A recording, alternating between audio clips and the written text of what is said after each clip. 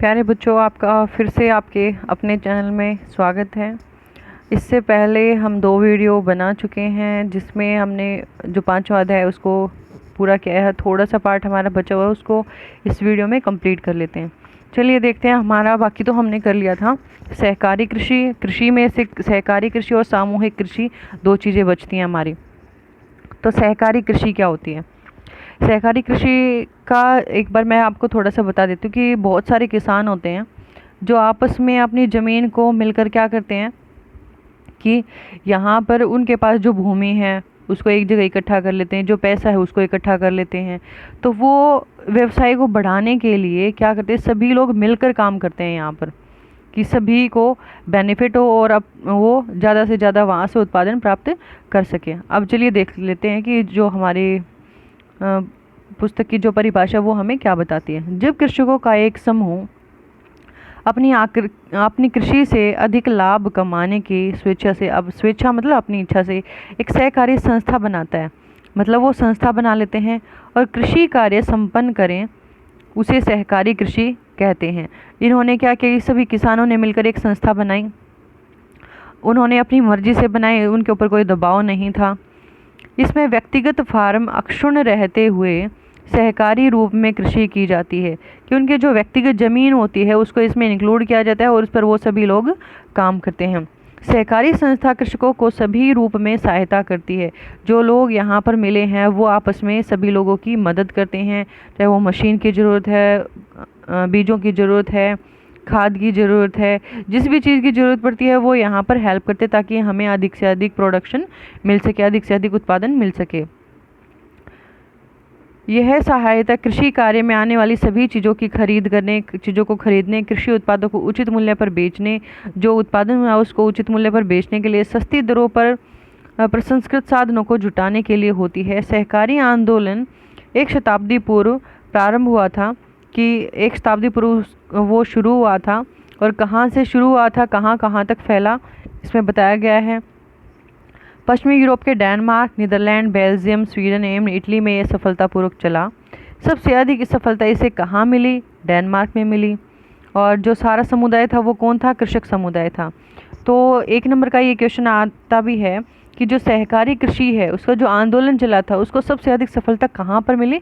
Denmark में मिली थी। इस आंदोलन को सबसे अधिक सफलता डेनमार्क में मिली, जहाँ व्यवहारिक रूप से प्रत्येक कृषक इस आंदोलन का सदस्य था। तो यहाँ पर सारे जो सदस्य थे इसके वो कौन थे? किसान ही उस आंदोलन के सदस्य थे। उसके बाद देख लेते हैं सामूहिक कृषि। इस प्रकार की कृषि का आधारभूत सिद्धांत यह होता है कि इसके उत्पादन के साधनों का स्वामित्व संपूर्ण समाज एवं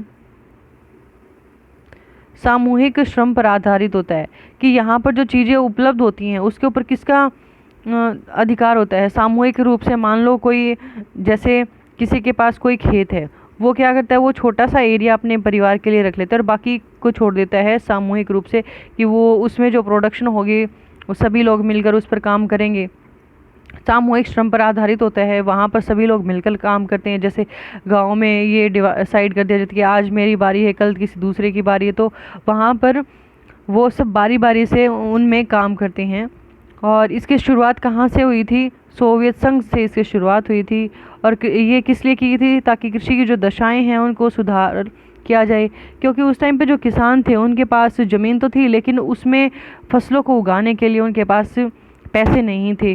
तो वो किससे उधार लेते थे? गवर्नमेंट से उधार लेते थे। गवर्नमेंट से उधार लेते थे तो वहाँ पर फिर गवर्नमेंट उनको ब्याज पे पैसे देती थी और पैसे देती थी तो उनको रिटर्न करना होता था। तो वो क्या करते थे, एक छोटा सा एरिया रख लेते थे, बाकी ज़मीन को दे देते थे। ज़मीन को किसको दे देते? सरकार को दे देते। लेकिन जो ज़मीन होती थी वो उन्हीं की रहती थी, सिर्फ वो काम करने के लिए अपनी ज़मीन को देते थे। सामूहिक कृषि की शुरुआत हुई कहाँ से हुई? सोवियत संघ से हुई। इस प्रकार की सामूहिक कृषि को सोवियत संघ में कोलखोज का नाम दिया गया था। ये क्वेश्चन भी 1 नंबर के क्वेश्चन में आते। कोलखोज कृषि को कहाँ पर कोलखोज नाम दिया गया था? तो ये सोवियत संघ में दिया गया था। सभी कृषक अपनी संसाधन जैसे भूमि, पशुधन एवं श्रम को मिलाकर कृषि कार्य करते थे। ये अपनी दैनिक आवश्यकताओं की पूर्ति के लिए भूमि का छोटा सा भाग अपने अधिकार में रखते थे। जैसा कि मैंने आपको बताया, छोटा सा भाग अपने अधिकार में रख लिया और बाकी वो क्या देते थे? सरकार के अधीन दे देते थे ताकि वहाँ पर सभी लोग मिलकर कार्य कर सकें।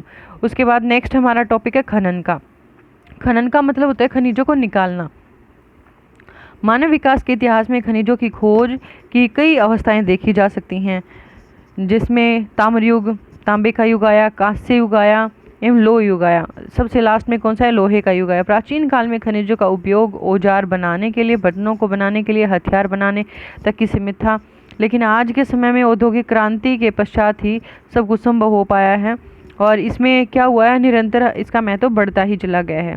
खनन के कार्य को प्रभावित करने वाले कारक, यहाँ पर जो खनिजों को निकालने का जो काम है वो भी दो प्रकार का होता है। उसको जो कारक प्रभावित करने वाले होते हैं उनको देखते हैं। इसमें दो प्रकार के कारक हैं, भौतिक कारक हैं और आर्थिक कारक है। भौतिक कारक में है कि कहाँ पर जो खनिज हमें मिल रहे हैं उनका आकार कितना है, वो अधिक मात्रा में या कम मात्रा में है, उनकी श्रेणी मतलब जो उन या अच्छी क्वालिटी के हैं या निम्न क्वालिटी के हैं, उनको किस कैटेगरी में रखा गया है, एवं उपस्थिति की अवस्था को सम्मिलित करते हैं कि वो कितनी मात्रा में उपस्थित है, इस अवस्था को इसमें इंक्लूड किया जाता है। उसके बाद है आर्थिक कारक, जिसमें खनिज की मांग देखी जाती है कि जो खनिज हमारे पास उपलब्ध है उसकी डिमांड कितनी है, विद्यमान तकनीकी ज्ञान और कितनी टेक्नोलॉजी का उसमें यूज़ किया जाएगा एवं उसका उपयोग अवसंरचना के विकास के लिए उपलब्ध पूंजी एवं यातायात व श्रम पर होने वाला व्यय होता है कि उसके लिए हमें कितना खर्च करना पड़ेगा। यहाँ पर खनन की दो विधियाँ बताई गई हैं। खनन की विधियाँ हैं, इसमें एक तो होता है धरातलीय खनन। खनन दो प्रकार का है, धरातलीय खनन और भूमिगत खनन। जो धरातलीय खनन होता है उसमें क्या होता है, जैसे ये हमारे पास सरफेस है, धरातल है, इसमें सरफेस से खोद के हमने जो भी खनिज निकाला वो क्या है, धरातलीय खनन का है। और दूसरा है कूप की खनन, मतलब कुएं की तरह ज़्यादा डीप में जाके, ज़्यादा गहराई में जाके उसका खनिज को निकाला जाता है, वो कूप की खनन कहलाता है।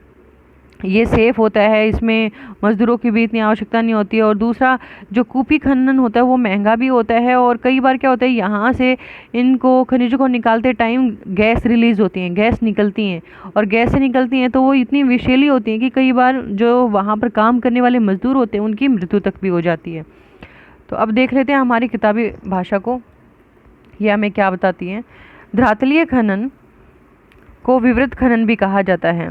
यह खनिजों के खनन का सबसे सस्ता तरीका है, क्योंकि इस विधि में सुरक्षात्मक पूर्व उपायों एवं उपकरणों पर अतिरिक्त खर्च अपेक्षाकृत निम्न होता है। उत्पादन शीघ्र व अधिक होता है। जो धरातल से जो खनन किया जाता है वो सस्ता तरीका है, इसमें अधिक पैसा भी नहीं लगाना पड़ता, और जो उपकरण हैं उनकी भी इतनी अधिक आवश्यकता नहीं पड़ती है, मतलब पूंजी कम ही लगती है।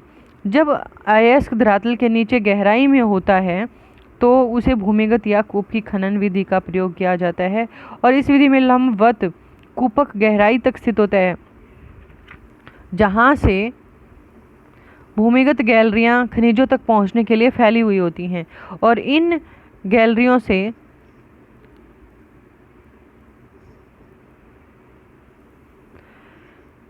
इन मार्गों से होकर खनिजों का निष्कर्षण, उनको निकालना एवं परिवहन धरातल तक किया जाता है। और उनको धरातल तक लाने का काम आपने देखा होगा, सुरंगें बनाई जाती हैं और उन सुरंगों से गाड़ियों के द्वारा, जो तारों के माध्यम से जो गाड़ियाँ चलती हैं उनके माध्यम से खनिजों को बाहर निकाला जाता है। खदान में कार्य करने वाले श्रमिकों तथा निकाले जाने वाले खनिजों के सुरक्षित और प्रभावी आवागमन हेतु इसमें विशेष प्रकार के लिफ्ट बेधक बर्मा लिफ्ट बनाई जाती हैं। वहाँ पर माल ढोने की गाड़ियाँ तथा वायु संचार प्रणाली की आवश्यकता होती है, ताकि वहाँ पर जो एयर है वो पास होती रहे, जो गैस है वो हर जगह गैस ना फैले, जिसकी वजह से लोगों की मृत्यु हो जाती है। खनन का यह तरीका जोखिम भरा होता है, क्योंकि इसमें जान चली जाती है, जहरीली गैसें निकलती हैं, और कई बार क्या होता है कि अंदर ही अंदर आग लग जाती है, और बाढ़ के कारण कई बार दुर्घटनाएं होने का भय बना रहता है।